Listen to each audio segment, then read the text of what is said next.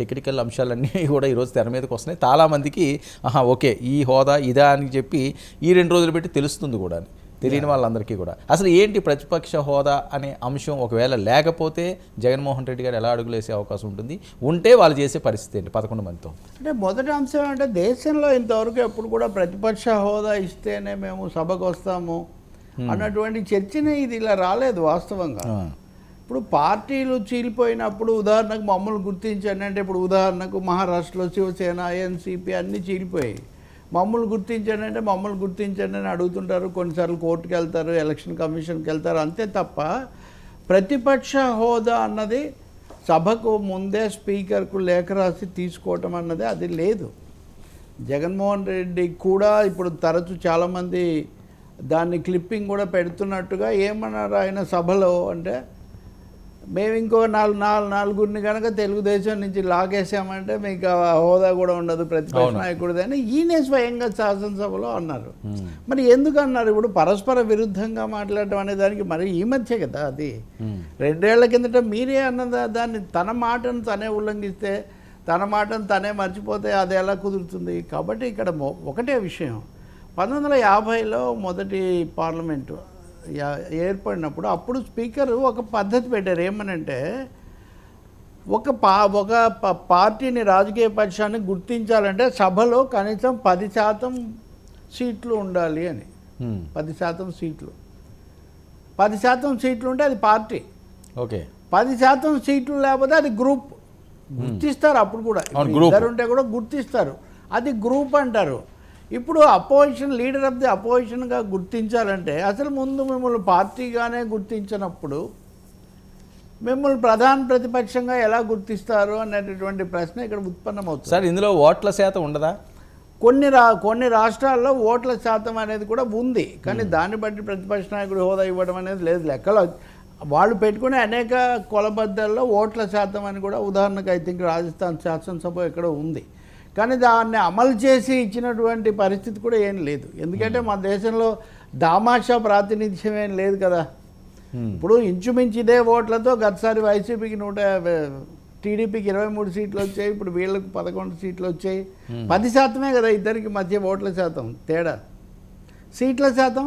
అవును, కాబట్టి మనం అనుసరిస్తుంది సింగిల్ మెజారిటీ పద్ధతి. కాబట్టి ఇక్కడ అసలు రాజ్యాంగము, మన ఎన్నికల పద్ధతి లేనప్పుడు ఒక ప్రతిపక్ష నాయకుడిని మటుకు ఓట్ల శాతాన్ని బట్టి ఎలా గుర్తిస్తారు? అలా గుర్తించుంటే కనుక గతసారి జగన్ అలా అనే ఛాన్స్ కూడా వచ్చేది కాదు కదా.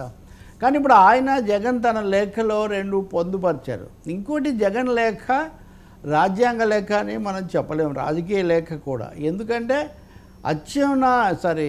ఆయన అయ్యన్న పాత్రుడు స్పీకర్ కాకముందు ఎవరితోనో పరస్పర చర్చలో చేసిన వ్యాఖ్యలను కూడా ఆయన ఇందులో పొందుపరుస్తున్నారు, which is purely a political matter. అలా మాట్లాడకూడదు, దాని మీద మనం అప్పుడు కూడా చర్చించాం, ఎవరు అలా ఉండకూడదు రాజకీయాలు, అది నిజమే. కానీ ఆయన ఎక్కడో మాట్లాడిన మాటను తీసుకొచ్చి దాన్ని సభలో తన పట్ల ప్రవర్తనను రెండింటిని కూడా లింక్ పెడుతున్నారు. నేను 2-3 మిత్రులైన సీనియర్ శాసనసభ్యులను 4 సార్లు 3 సార్లు చేసిన వాళ్ళని అడిగాను. నేను ఇప్పుడు ప్రమాణ స్వీకార పద్ధతికి కూడా అభ్యంతరం పెడుతున్నారు. అప్పటి నుంచే ఇది మొదలైంది అని, కుట్ర జరుగుతుంది నా మీద ఒక ఆరోపణ. అంటే ఏ ప్రభుత్వం అయినా సరే కుట్ర ఆరోపణతో నాకు ఇది ఇవ్వండి, లేకపోతే నేను ఇస్తే వస్తానంటే మీరు కండిషన్ పెట్టినట్టే కదా. ఇప్పుడు మంత్రుల తర్వాత నన్ను పిలిచారు, ముఖ్యమంత్రి చేయగానే నన్ను పిలవాల్సిందని. అఫ్కోర్స్ 2019లో జగన్మోహన్ రెడ్డి చేయగానే చంద్రబాబు నాయుడుని పిలిచారు ప్రమాణ స్వీకారానికి. అప్పుడు ఆయనకు అధికార హోదా ఉంది, ప్రతిపక్ష హోదా ఉంది. కాబట్టి ఇక్కడికి వచ్చేసరికి ఈయనకు హోదా లేదు, అక్కడికి మంత్రులతో తర్వాతే పిలిచారు. అంటే ఏదో ఒక మర్యాద పాటించారు.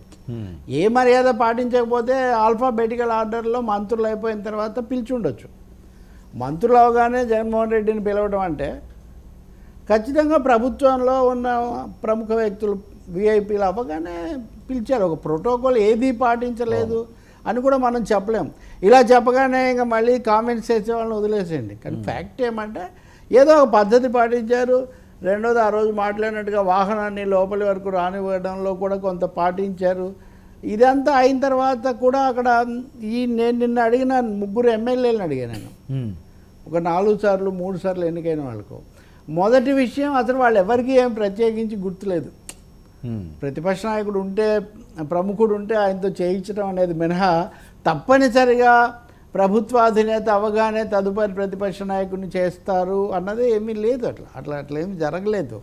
ఇంకా జగన్మోహన్ రెడ్డి ఉటంకించిన లేదా పొందుపరిచిన మూడో విషయం, ఉపేంద్రను ప్రతిపక్ష నాయకుడిగా గుర్తించారు. ఓకే. రెండవది పి జనార్దన్ రెడ్డిని ప్రతిపక్ష నాయకుడిగా గుర్తించారు అని. ఇక్కడ ఇప్పుడు కూడా ప్రతిపక్ష నాయకుడిగా జగన్నే గుర్తిస్తారు. ఉన్న ప్రతిపక్షమే వైసీపీ, దానికి నాయకుడు ఆయనే. కాబట్టి ప్రతిపక్ష నాయకుడిగా ఆయన గుర్తించకపోవడం అనే ప్రసక్తి ఎక్కడ వస్తుంది? కానీ అధికారికంగా గుర్తించి దాని ద్వారా, అంటే అధికారికంగా గుర్తించడం అంటే ఏంటి? ముఖ్యమంత్రి మాట్లాడిన ప్రతిసారి మధ్యలో లేస్తే ఆయనకు కూడా రాజ్యాంగ ఇది ఇవ్వటం, ఇట్లాంటివి. అలాంటివి సభాపతి విచక్షణ మీద ఆధారపడి ఉంటుంది. ఏం లేకపోయినా కూడా ఆయన అనుకుంటే చేయొచ్చు. కానీ 10% అనేది ఎప్పటి నుంచో ఒక కన్వెన్షన్ కూడా లేదంటున్నారు. కన్వెన్షన్ ఉంది. జనార్దన్ రెడ్డిని అప్పుడు గుర్తించారు. ఆయన కాంగ్రెస్ పక్ష నాయకుడు, కాంగ్రెస్ పెద్ద పార్టీ కాబట్టి ఆటోమేటిక్గా అది అయింది.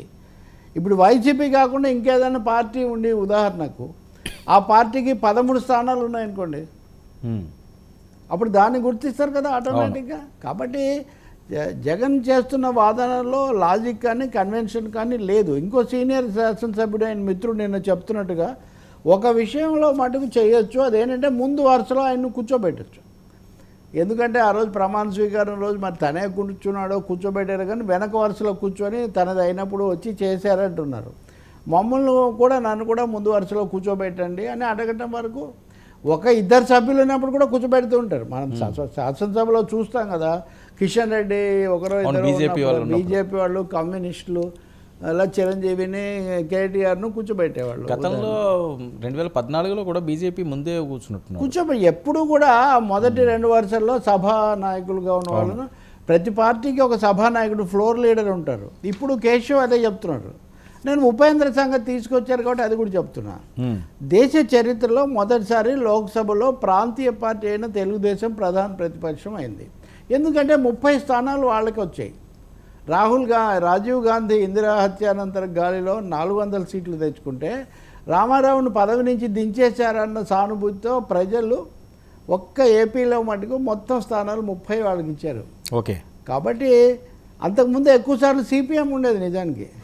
కాంగ్రెస్ తర్వాత రెండో స్థానంలో బీజేపీ పైకి వచ్చే వరకు. కానీ ఎప్పుడు దానికి ఏమి. సరే, ఒక విషయం, ఇది రాజ్యాంగపరమైన అంశాలు ఇందులో ఇమిడి ఉంటాయా, లేకపోతే స్పీకర్ నిర్ణయం తీసుకోవచ్చు? రాజ్యాంగం ప్రతిపక్ష నాయకుడి గురించి ఏం చెప్పట్లేము లేదు. Okay, speaker నిర్ణయమేనా?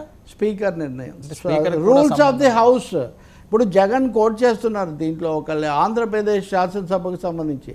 అంటే రాజ్యాంగం 108వ అధికరణం, ఏ శాసనసభ దాని రూల్స్ తయారు చేసుకుంటుందని ఉంది. ఇలా లేదు కదా అని ఆయన అనేది. 10% ఉంటేనే ఇవ్వాలి అని లేదు కదా అని అంటున్నారు. ఎలా అయినా ఇవ్వచ్చు అని కూడా లేదు కదా అనే ఆర్గ్యుమెంట్ కూడా వస్తుంది. ఓకే, విచక్షణతో ఉదారంగా చేయొచ్చు. ఇప్పుడు మంత్రులు అవ్వగానే జగన్ చేయించారనుకోండి, అది ఒక విధమైన సాంప్రదాయమే కదా, అదొక విధమైన అవకాశమే. అదేంటి కన్వెన్షన్ ఎక్కడ లేదు అది, కానీ చేశారు. ఎందుకనంటే